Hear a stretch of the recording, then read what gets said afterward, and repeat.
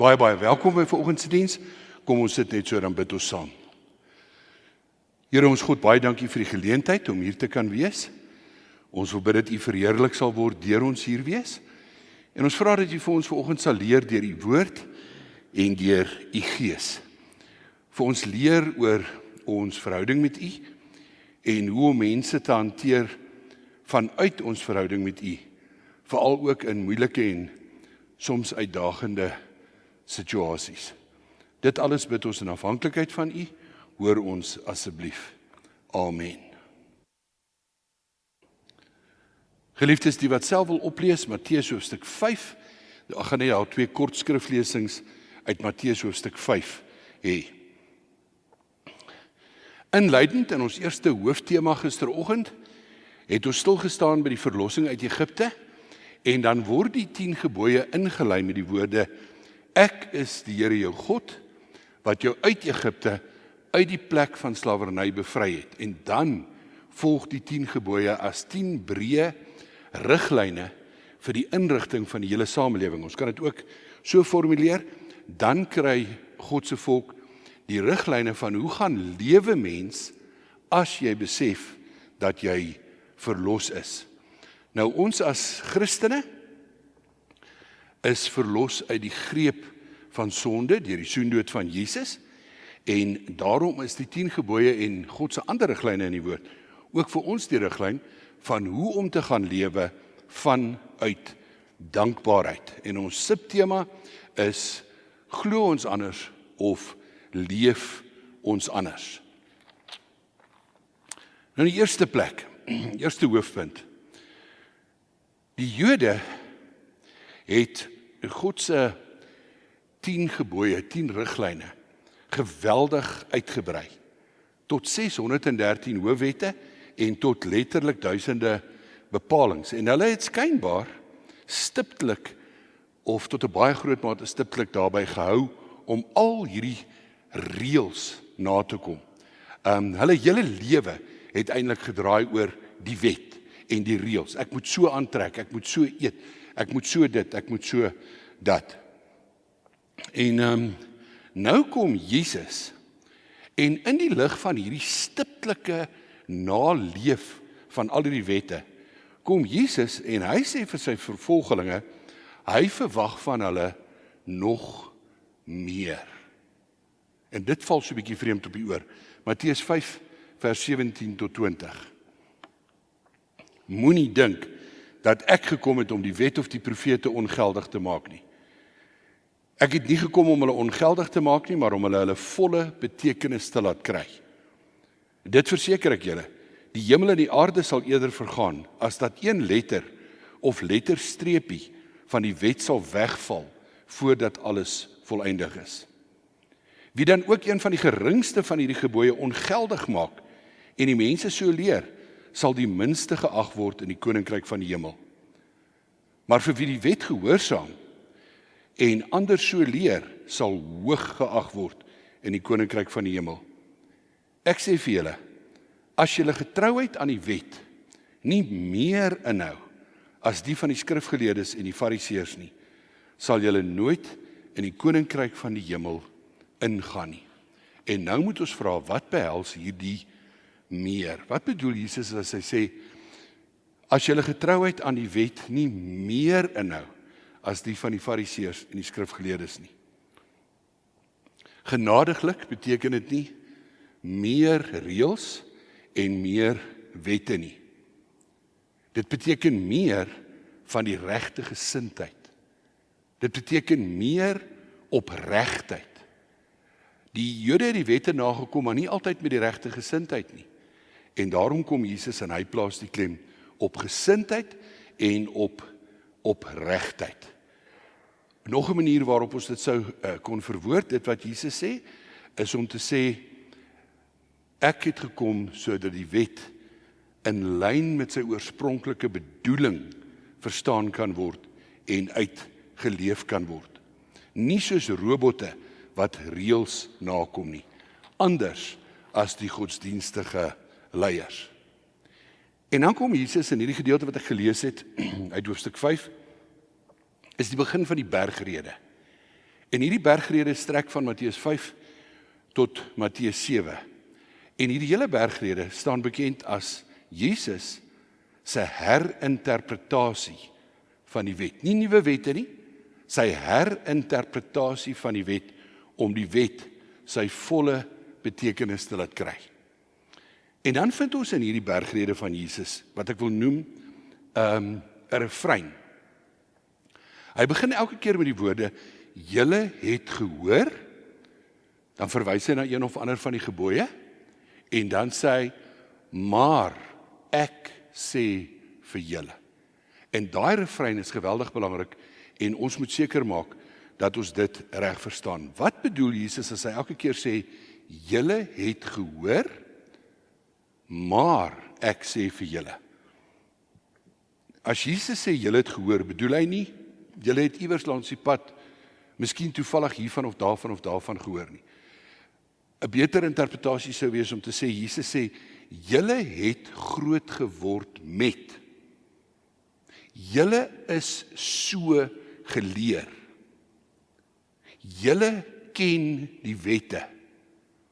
Maar ek sê vir julle, en dan kom Jesus met sy herinterpretasie. Dit is eerste hoofpunt. Dan 2. Jesus neem baie praktiese en aktuele voorbeelde. Hy neem 'n hele klomp, ons gaan vandag net by 2 stil staan. Praktiese en aktuele voorbeelde, en dan reageer hy daarop. Die eerste een wil ek lees uit Matteus 5 vers 38-39. Julle het gehoor dat daar gesê is, 'n oog vir 'n oog en 'n tand vir 'n tand.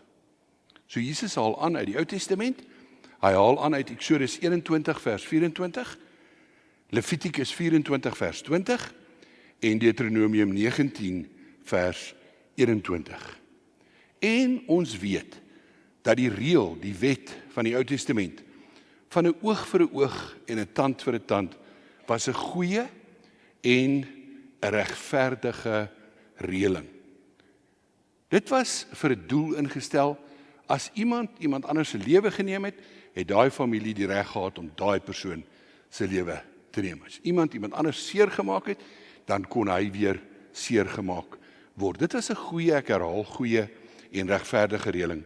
'n Oog vir 'n oog en 'n tand vir 'n tand, en Jesus herinner hulle, julle het met hierdie wet groot geword. Maar, dan sê Jesus, maar ek sê vir julle.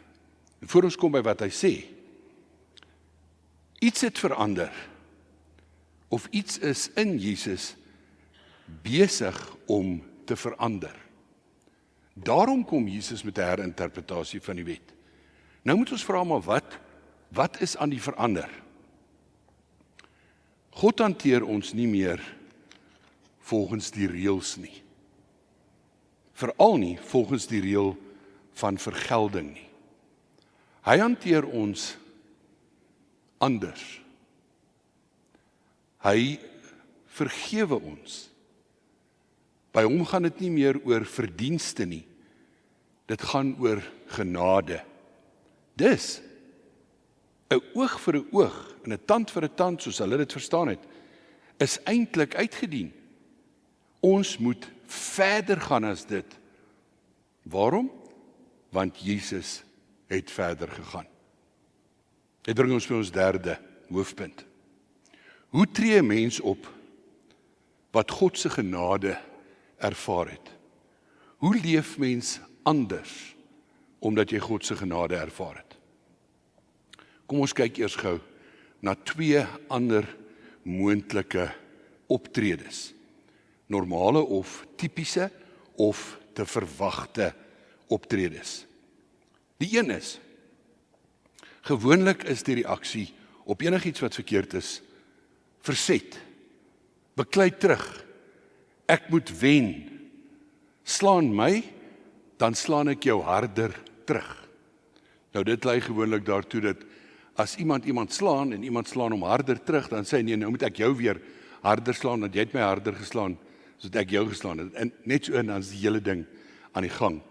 Ek het gisterand ook vertel van die storieetjie wat vir my vreeslik mooi is, van die twee boeties wat beklei het. En die pa kom daar aan en hy wil die ding uitsorteer en sê, wat gaan hier aan? Wie het begin? En die jongste boetie sê, papa, Pieter het eerste begin, hy het eerste teruggeslaan, sê. Hy het eerste teruggeslaan, en dit is omtrent hoe baie mense redeneer. Ek sê dis een moontlike reaksie, verset, beklei terug, slaan my, dan slaan ek jou harder. Daar's 'n tweede moontlikheid.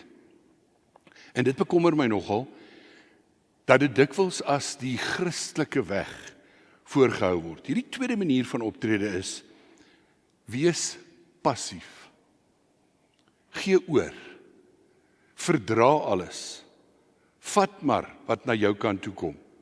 Jy moet dit opvreet, want jy's 'n Christen. Jy moet aanhou en uithou en bakhou, want dit is wat, sê mense, by 'n Christen hoort. Nee, Jesus kom en hy stel 'n derde moontlikheid daar. En nou is daar 'n verrassing. Hierdie derde moontlikheid is nie 'n kompromie nie.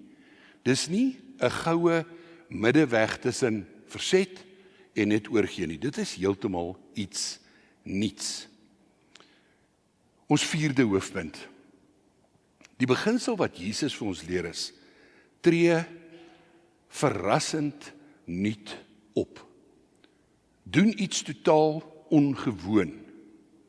Vang jou opponent totaal onkant. Nog 'n manier om dit te formuleer, ontlont die hele situasie.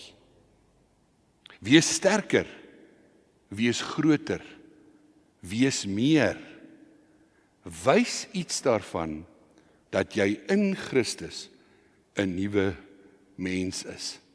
En nou gaan ons na twee voorbeelde kyk, saam met hulle agtergrond. Die agtergrond help ons om die beginsel beter te verstaan.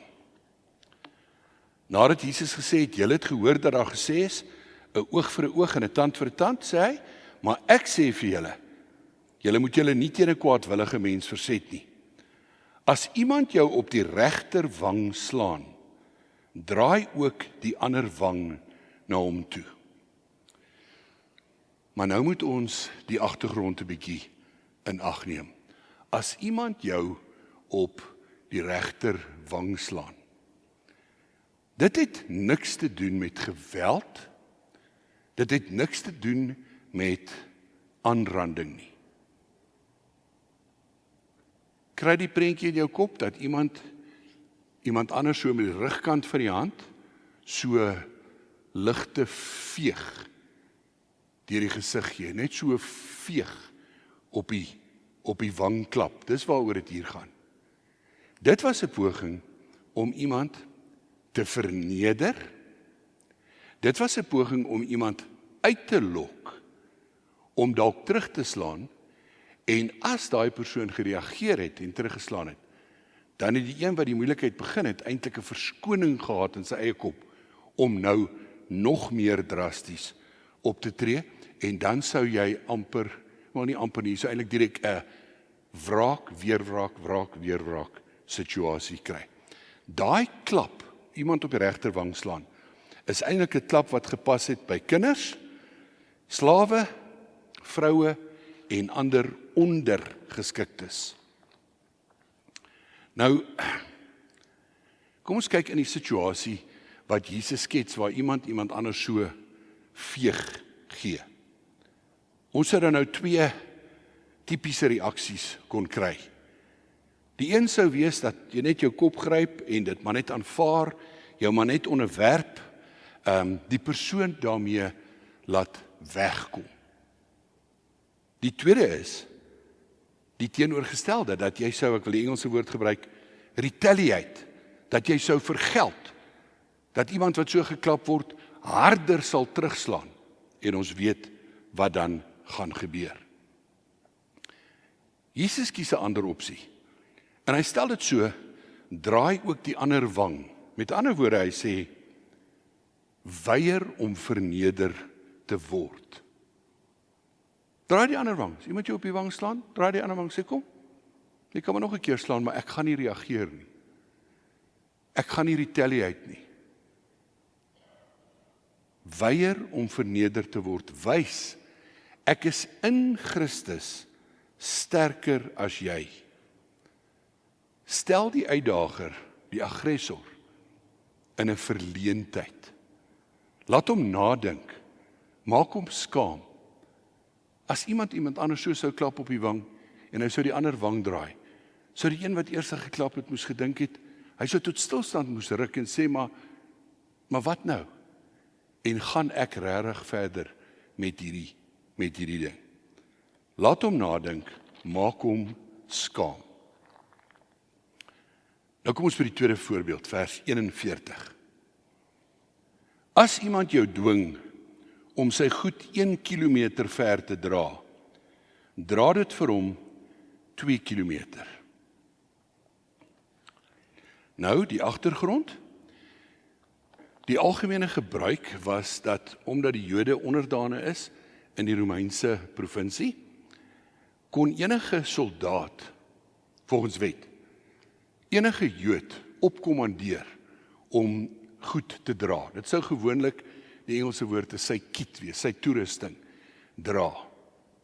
Maar daar was 'n beperking net vir 1000 tree, en ek sal nou daarop ingaan.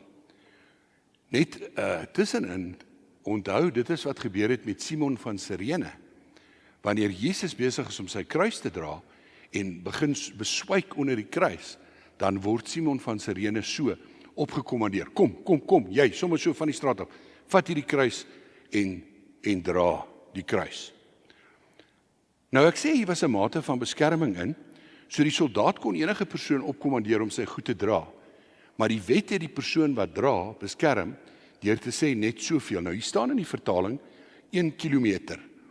Ek hou nie van die beskrywing 1 kilometer nie, want ek hou nie daarvan wanneer ons vertaal, dan ons iets verwerk nie. So ek hou van die vertaling 1000 tree. En hoekom hou ek van 1000 tree? Want dit gaan nie oor die afstand nie. As ons praat van 1000 tree, kan ek myself voorstel hoe daai persoon daai pak sou gedra het, maar elke tree afmeet. Jy weet, totdat jy naderhand by 980 tree kom, 981, 82, 83, 84, 1000, en plak die goed daar neer. So, as iemand so gedwing is om iemand se goed te dra, kon ons 2 moontlike reaksies kry. Die een is, onderwerp, doen dit, maar met bitterheid. En ek dink dis wat baie keer gebeur het. Dat die persoon wat moes dra het geweet, ek het nie 'n keuse nie. Ek moet my onderwerp, ek moet hierdie goed dra. Maar wat binne in sy gedagtes aangegaan het, kan ons osself net indink. Absolute bitterheid. 'n tweede opsie sou wees, om jou te verset. Om te sê, man, ek weier om jou goed te dra. Wat natuurlik die soldaat weer die geleentheid sou gegee het om aggressief teenoor jou op te tree en dat jy weer die weerwraak situasie.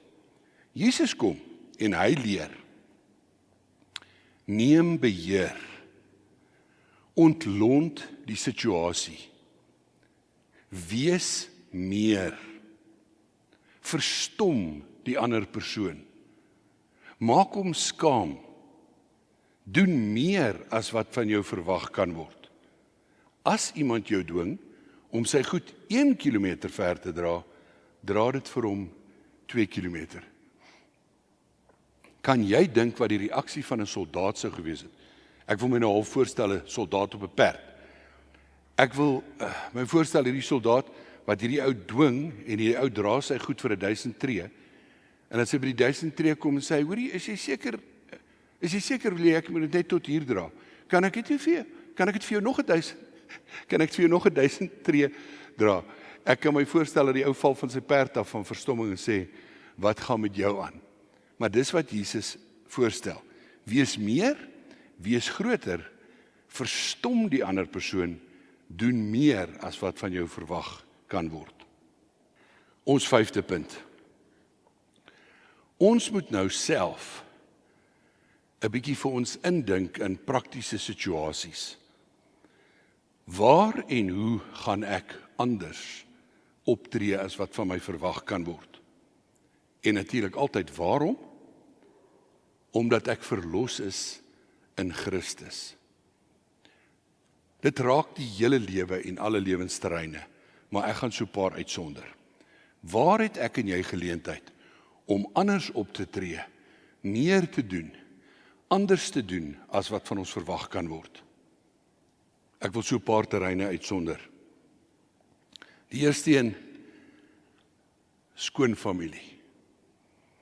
Nou ek weet nie, maar dis 'n vreemde ding, maar feitelik almal het skoonfamilie. Is dit nie 'n interessante ding nie? Mense het altyd skoonfamilie. En dis interessant hoe die skoonfamilie ook kan irriteer, né?